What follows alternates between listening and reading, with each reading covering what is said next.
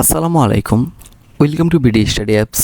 Hello প্রিয় শিক্ষার্থী, তো তোমরা যারা ডিগ্রি প্রথম বর্ষে রয়েছো, আজকের এই ভিডিওটি তোমাদের জন্য। তো আমাদের আজকের টপিক হচ্ছে সমন্বয় দাখিলা। তো সমন্বয় দাখিলা অঙ্কগুলো খুবই সহজ হয়। তো এই ক্ষেত্রে তোমাকে কিছু জিনিস জানতে হবে, তাহলে কিন্তু হবে। তো ইতিপূর্বে আমি তোমাদেরকে হিসাব সমীকরণ, জাবেদা এবং তোমাদেরকে দেখিয়েছিলাম খতিয়ান কীভাবে করতে হয়। তো আজকে থেকে শুরু করবো আমরা সমন্বয় দাখিলা।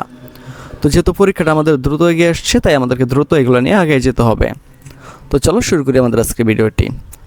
আমাদের এক নম্বর যেটা বলা হয়েছে, following are the information relates to the adjustment. এখানে যে ইনফরমেশন তারা যেটা দিয়েছে সেটা হচ্ছে সমন্বয়ের অন্তর্ভুক্ত, যেটা হচ্ছে জাভেদ কর্পোরেশনের ডিসেম্বর 31, 2015 সালে এগুলো অর্জিত হয়েছিল। ইন্ডিকেট, শনাক্ত করতে বলা হয়েছে। টাইপ অফ অ্যাডজাস্টমেন্ট, মানে কোন জাতীয় হিসাব এটা তোমাকে ইন্ডিকেট করতে বলা হয়েছে। প্রিপেড এক্সপেন্স, এটা কি অগ্রিম খরচ। আনআর্নড রেভিনিউ, মানে অনুপার্জিত আয়। অ্যাকোয়ার্ড এক্সপেন্স, বা এই খরচটা কি অর্জিত হয়েছে কিনা, এটা তোমাকে দেখাইতে হবে। তো তারা এখানে বলে দিচ্ছে তোমাকে এই অঙ্কের ভিতরে কোনো টাকার পরিমাণ দেখাইতে হবে, মানে শুধু এটা দেখাইতে হবে যে কোন জাতীয় হিসাবের অন্তর্ভুক্ত হয়েছে। তো এটা আমি তোমাদেরকে খুব সহজে বুঝিয়ে দিচ্ছি। তো চলো আমরা প্রথমে হচ্ছে এন্ট্রিগুলো একটু দেখে নেই। স্যালারি অফ টাকা 5,000 আর আনপেড, 5,000 টাকা স্যালারি যেটা কি আনপেড রয়েছে।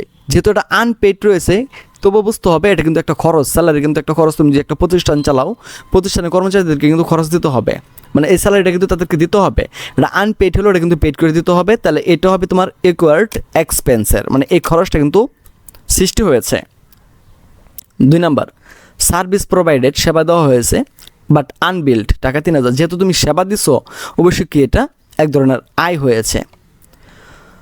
3 নাম্বার, আনআর্নড রেভিনিউ, যেটা তোমার অনুপার্জিত আয় ছিল, মানে 400 টাকা, সেটার ভিতরে কিন্তু তোমার উপার্জন হয়ে গেছে, মানে 400 টাকা তুমি পাই গেছো।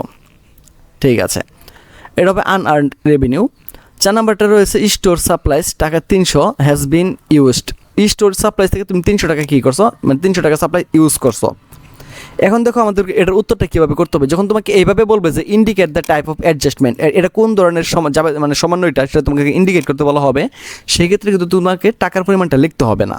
এখানে তারা এইভাবে বলেই দেবে যে এটা কোনটা কি, এটা তোমাকে দেখানোর জন্য এখানে বলে দেবে তারা। তখন আমরা কী করবো, সুন্দর করে এভাবে একটা ঘর করে ফেলবো। এটা হচ্ছে 3টা সিরিয়ালের ঘর। লিখবো serial number, account titles, type of adjustment, এটা কোন ধরনের সমন্বয় সেটা এখানে আমরা দেখিয়ে দিচ্ছি। 1 নাম্বার দেখো, এটা স্যালারি আনপেড হলে হবে কি হবে, এটা কিন্তু আমাদের একটা খরচ, তার মানে কি একটা খরচ অর্জিত হয়েছে। যেহেতু এটা কিন্তু আমি যেটা করে দেবো, যেটা মানে অ্যাকোয়ার্ড এক্সপেন্স। তো দেখো এটা আমরা অনেকে বলবো যে স্যার এটা আমরা এই করে কীভাবে লিখবো, আমরা তো অনেক কিছু হয়তো বা ইংলিশে জানি না। তখন তুমি লিখবে যে স্যালারি আনপেড, শুধু এতটুকু লিখে দিও তাহলেই হবে।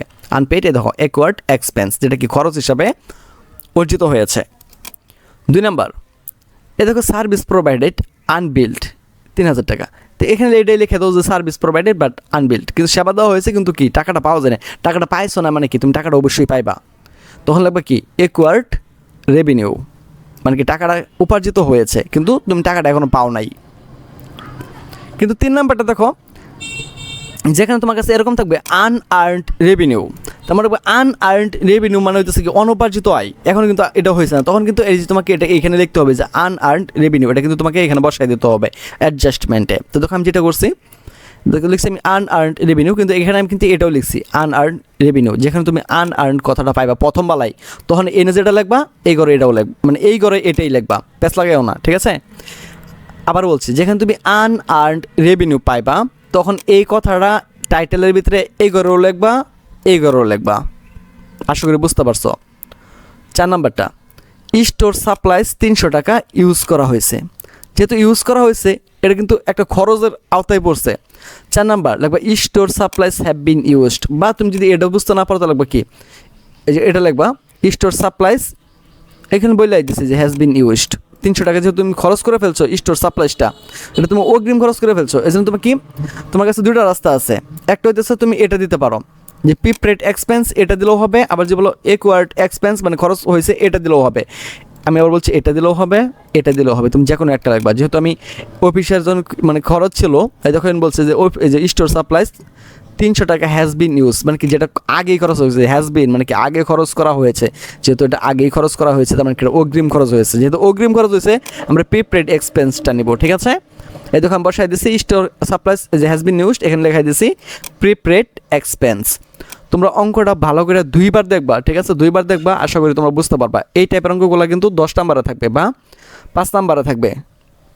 তো আশা করি তোমরা এটা বুঝতে পারছো। হ্যাঁ, অঙ্কটা 2 থেকে 3বার ভালো করে দেখে নিও, তো আশা করি এই টাইপের অঙ্ক নিয়ে আর কোনো সমস্যা থাকবে না।